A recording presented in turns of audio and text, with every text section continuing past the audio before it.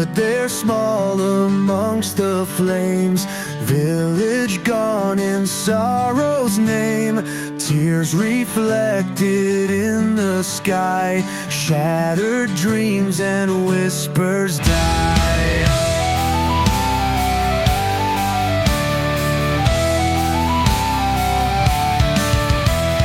Smoke and ashes fill the air, memories lost in deep despair. She clutches dolls of vanished past in chaos where the shadows cast. Embers of yesterday burn the night away.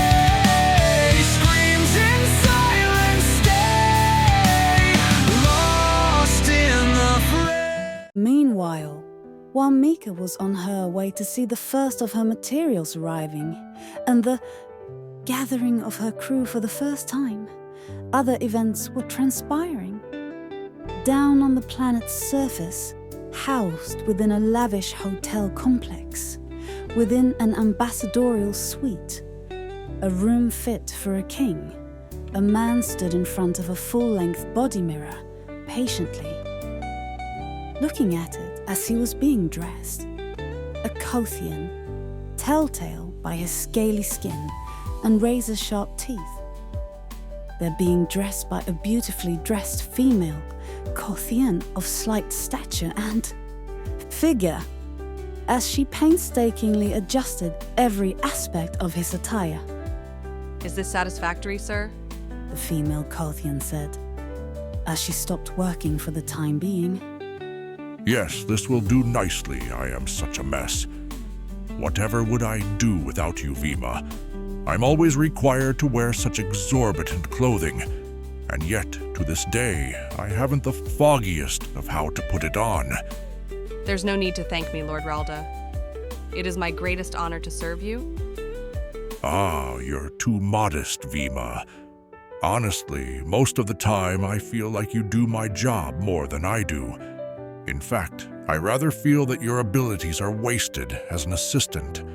I have suggested you for advancement many times, Vima, and yet, despite it all, you continue to turn down every promotion, but frankly, it's a waste. You're young, beautiful, and talented. The man said as he brushed off his suit somewhat, a flowing robe of teal green and black. Truly, what will become of your younglings one day if you continue to refuse promotion? It would pain my heart to see you spend your entire life working for me so diligently, only to have your younglings forced to struggle as much as you have. Why? Why do you not accept the promotions?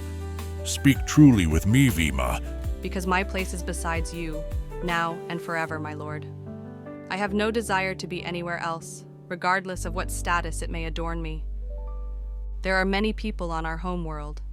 I have worked for many, met many, and come to know many. But in all the years that I have lived, I have never met a man with more honor and true character as yourself. Most other people in your status and position do absolutely nothing, despite the plight of our world. However, despite all expectation, you continue to take on exceptionally dangerous tasks. You are not a soldier, nor a warrior, a secret agent or assassin, and yet time after time, you continue to throw yourself into the wake of combat in order to negotiate peace and ensure the stability of our world. Almost all other high nobles simply sit in their ivory towers and expect the situation to be resolved for them. So long as they remain safe, they do not care what happens to the rest of the world, to the rest of our people. You are one of very few who actually do, who risks life and limb, despite the fact that he does not have to in order to benefit our people. For this reason, I vow that I will work for you until the day that I die, or that the part of you that wishes to help our people truly dies and leaves you.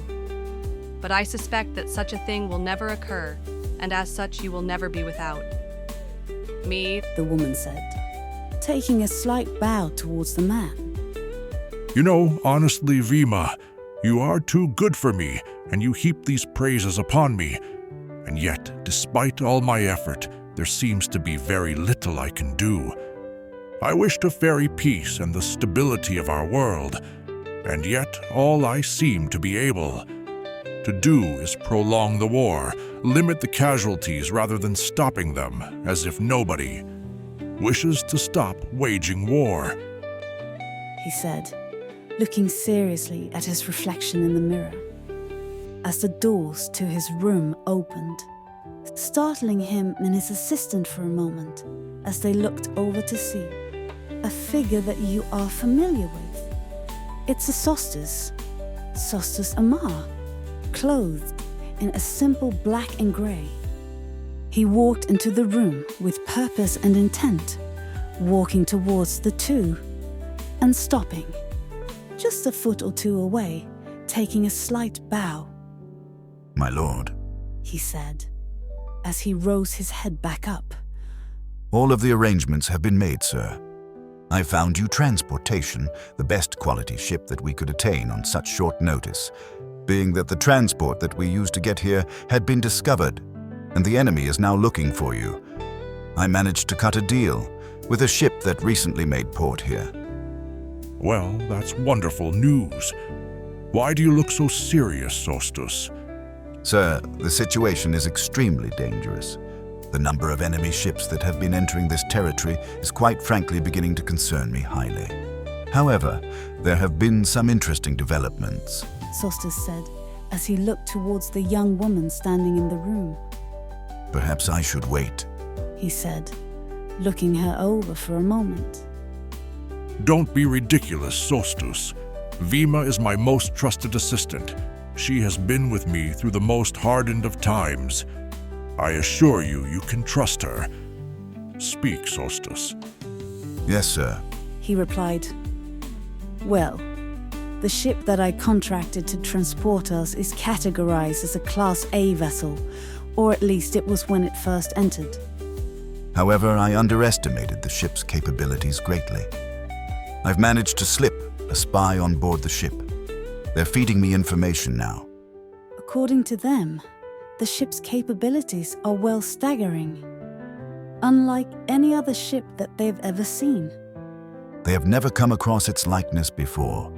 They're completing modifications that would take months at minimum, or possibly even a year or more, and doing so in a time frame that's quite frankly absurd, ridiculous to even consider possible, and yet they're doing it nonetheless, upgrading everything from defenses to weaponry to internal systems, according to their projections, by the time that we board the ship and leave tomorrow. The status of the ship will have been upgraded to that of an S-rank war vessel. He said, as an alarm seemed to sound from within the interior of the clothes he was wearing as he reached in, grabbing a data pad and turning it on, beginning to look the screen over carefully. Scratch that. It's gone even further. According to the updates that I just received, they've somehow expanded the ship drastically. It was a Category 1 ship, but it's now moved up to Category 2. And with the new weapons and armaments installed, it's now a Category 2 ship, Rank B and more, then tripling its capabilities. Very frankly, sir, it's astonishing and I've never seen anything like it, and my spy on board is in agreement. There's no doubt that these changes will greatly increase our chances of making it back to the home world safely. However, while things are looking up, that does not detract from the dangers. We are still highly likely to encounter resistance along our travel. And we also have the problem of this captain collecting an entirely new crew. I was able to slip a spy on board, so we cannot overlook the possibility that others may have tried to do the same. That means that the Roja could have planted their own agent. That's not guaranteed that they've done so. There's no proof, no evidence that can make it assured. However, the possibility that the Roja have paid someone who was hired on board their crew off still exists, and thus only increases the danger.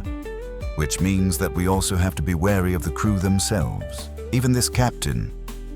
She claims her name is Mika. I've never heard of her, and she doesn't have any reputation in the sector. All of which only raises more questions. Where did this Captain Mika come from? How did she come in possession of such a powerful ship? Where is her former crew? Why does she have to get replacements? It's all questionable, sir. However, none of the other ships would really stand a chance in combat against the odds we're facing. So it's a risk that we have to take. I'm sorry that I could not give you something of a higher guarantee, sir. Nonsense, Sostus. You have made the best of a bad situation. I could not ask for more. And we must simply pray that in this course of events, luck will be in our favor.